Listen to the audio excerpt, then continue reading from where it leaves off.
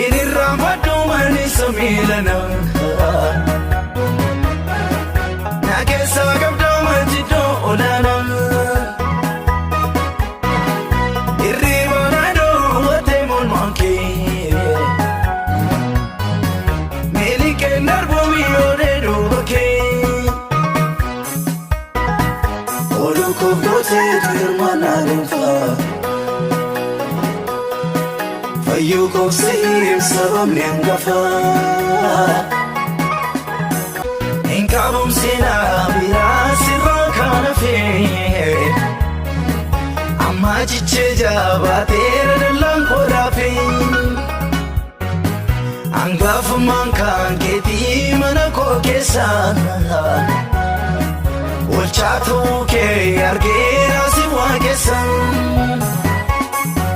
hin qabuumsinaa biraa sirraa kan hafee amma jichee jabaateera dallaan koodhaafee hangafummaan kan keetii mana koo keessaa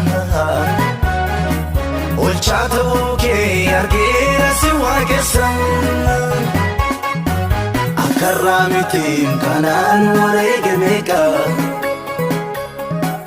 hundumaa caalaa Yesuus kan kenna quuqaa akkarraa mitiin kanaan wareegame qaba